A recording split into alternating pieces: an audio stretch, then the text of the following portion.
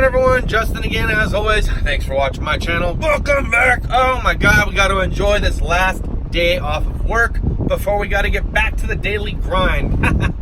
But before I do, I want to introduce a new YouTube series with you guys entitled Jeepin' Around, where father and son get together on the weekend and share stories back and forth with you guys on the YouTubes. That's right, we'll be talking about anything that could be ranging from automotive repair, DIY talk, could be welding projects, tool talk, hot deals coming up for the month, what I'm thinking of possibly picking up, what he's thinking of getting picked up, experiences that I've had, both good and bad, and his, and vice versa. But look, I'm going to be doing all the oddball segments as far as the episodes go, so I'll be starting it off with episode 1. My dad's going to do all the even episodes, so if you want to see 2, 4, etc. as we do them, you're going to need to go over to his channel and check it out. The link will be down in the description.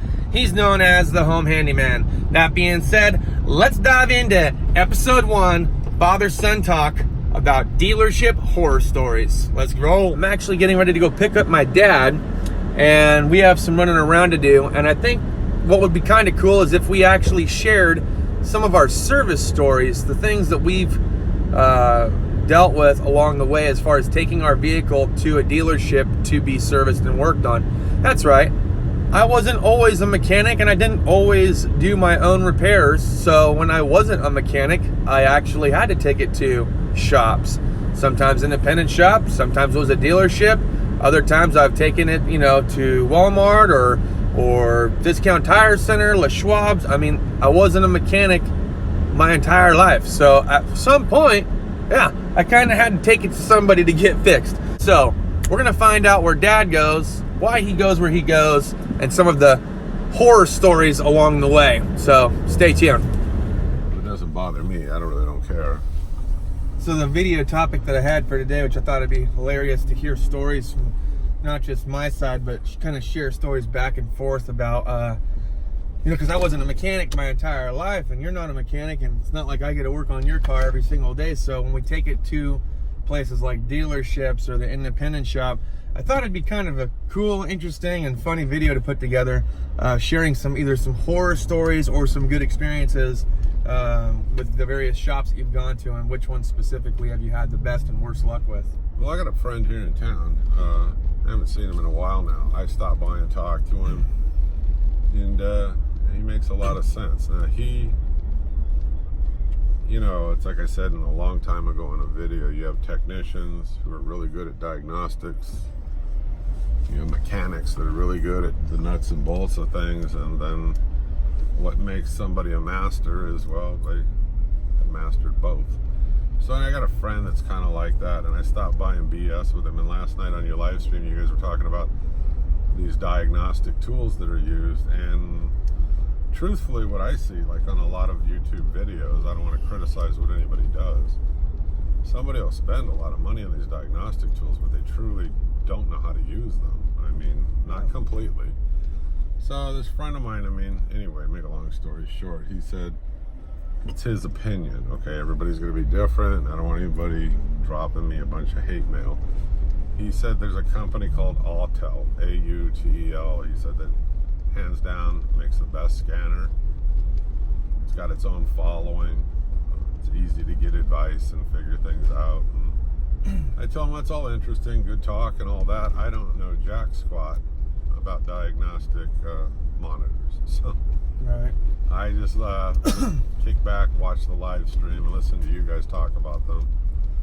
But, you know, it's his opinion. And, you know, I ask him his opinion on tools and stuff. And Tell us the story about the dealership with the, was it the Grand Cherokee that you had? oh, fuck. That's my favorite. I had it was a fairly new one when I got it. It only had like, I don't know, 3,000 miles on it. I drove it for years.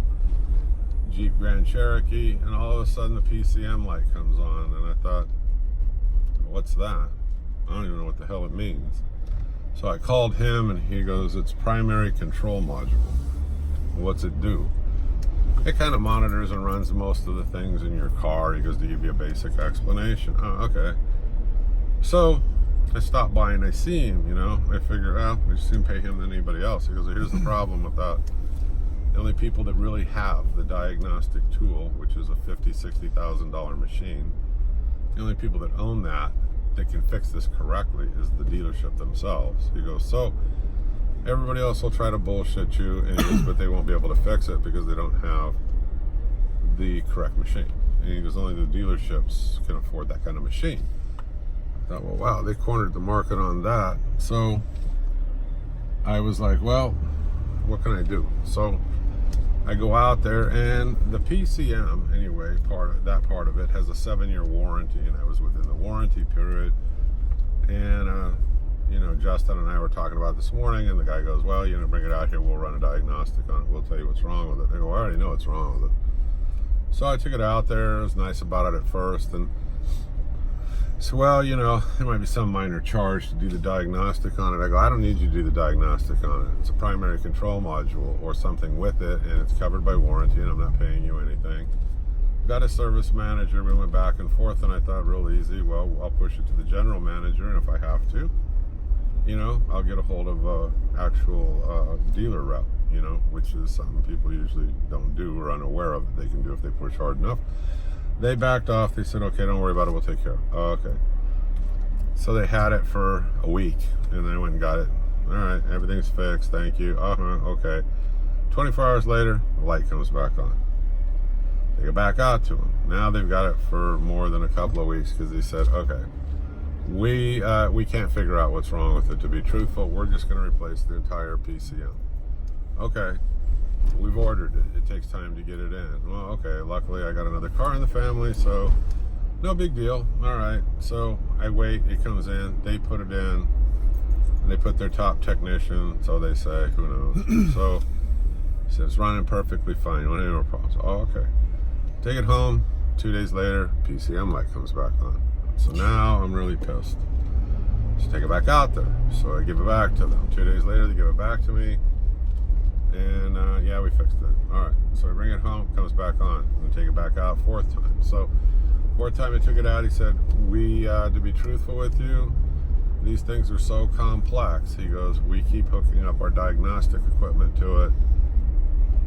It is the PCM itself. So we figured, well, we just got, you know, a bad manufactured one. Yeah. We got another one coming in. I'm like, damn.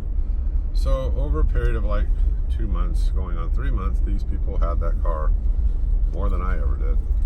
So eventually that one gets in too. They put it in the car. And so right around that time anyway, I was thinking about giving this car up because we were looking at a brand new truck, GMC. And so I started to drive it anyway after this last episode out there, and sure as hell the PCM light comes back on. So I called them, and they said the only thing you can do is keep bringing it back. And I'm sitting there going, well, Jesus criminy, in 3 months, I've had it like 4 or 5 days to myself in total. The rest of the time, it's sat out there at the dealership waiting on parts. It was just ridiculous. So that last go around, when it came back on, it would come on, and then for a little while it would go off. And I figured, all right. So went out and I found the truck that we were going to get. I didn't want to fool with it anymore. And like, look, man, it's like with any dealer transaction, you know, I'm going to eat it. I already knew that. But it's kind of like, I don't want to invest any more time, effort into this vehicle because to me, just not worth it was a nightmare. And, you know, this master mechanic friend of mine, I called him. He's like, Jesus criminy. He goes, look, he goes, I've checked your car over. He goes, there's nothing mechanically wrong with it. He goes, I've checked it over for you twice, which he did. He was nice enough. It was free, all that. And he goes, there's nothing wrong with your car. He goes, you can just let the light run on it until it burns itself out. And I thought, well, yeah, or until something else drastically goes wrong that the boneheads out at Chrysler couldn't figure out. I mean, if after, you know, having 3 PCMs and the light come on, if it's something that they can't find, I mean, and something could go wrong with it, and I'm sitting there batting it all around. What year was that? Oh, shit. Oh, no, it was a 10. 2010. It was either 2010, 2012. So knowing all the hassle I got rid of it. Knowing all the hassle and the BS that you had to go through, I know you jumped on the Jeep Wrangler though. This is a nice unlimited one. But now when it comes to the warranty stuff, how's your overall, mental psyche when you have to take it back to a dealer that's pretty much the same one that's in town, right? That has the same exact mechanic that couldn't figure it out. That's got to mess with you a little bit, doesn't it? Yeah, it does, because I don't know. I think technicians are under pressure to flip things fast and do things half-assed. Some of them, not all of them. I don't want to criticize all of them, and you were one at one time too. So, the thing is, if I had my if I had my choice, I mean, I would take it to my own mechanic. But another reason for like the Jeep warranty for 3 years, bumper to bumper, I mean, on everything, I don't have to mess with it. In other words, I can keep bringing it back into you like I did the Jeep Cherokee. That's your problem, not mine here. Yeah. So, I found that out today. That was, like I told you this morning, one of my biggest fears with this brand new car. I'm like, you got to be kidding me. I literally, if it wouldn't have been for me goofing off with this little pocket reader, I'd have never known how long we would have gone for before the secondary ignition pump, or I'm sorry, the secondary vacuum pump would have burned itself out. I would have had no idea, because there was no mill lamp on the dash. So I'm like, it just was coincidence that I was messing around with a brand new scan tool, and lo and behold, there's a pending code. Turns out the secondary air pump was bad. But my biggest fear was I was gonna have to pay them, because the previous dealership that I worked at, their motto was, at least secretively within that dealership, no one's leaving here until we get some money. Like, one way or another, you're paying something. I mean, whether it's the $100 for the diag, or we upsold you a whole bunch of things that you didn't need and did the warranty stuff for free. I'll give you one more little story, and then we'll probably wrap it up here, because we got some stuff to do. Well, either that or we'll pause it and we'll get back to you. We have to make a stop. I've got to do something for a relative, but then we can get back in, because we've got to drive, and we can keep jibber jabbering. Let me tell you. So it's not a horror story. I had a friend, batted this around a long time ago. Justin probably don't even remember. He had a sensor in his car that was acting up, but he didn't know which one. He doesn't own diag tools. He's not an automotive technician or anything like that. The dealership was going to charge him something really horrendous, but he went ahead and called me, and I go, well, let me tell you what I would do if I were you.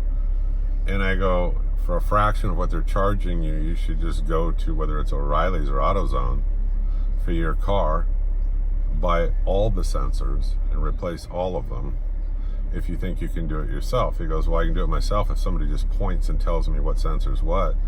And I go, in one way, it's not the right way, because you're not diagnosing and figuring out which sensor it is. In another way, you're replacing all of your sensors at a fraction of the cost, because the dealership is bending you way over. Okay, right. So he did, happy ending. Back to Justin. No, so the reason why I said, so the dealership that I worked at up the hill, they said no one leaves here without paying us something. This is a very true and sad story. So I'm at the independent shop. We got a Dodge Ram 1500, needs a PCM. Only the dealership has the software to properly flash and program. They're thieves. So now, this still being under warranty, we take it out there to them to go ahead and flash it.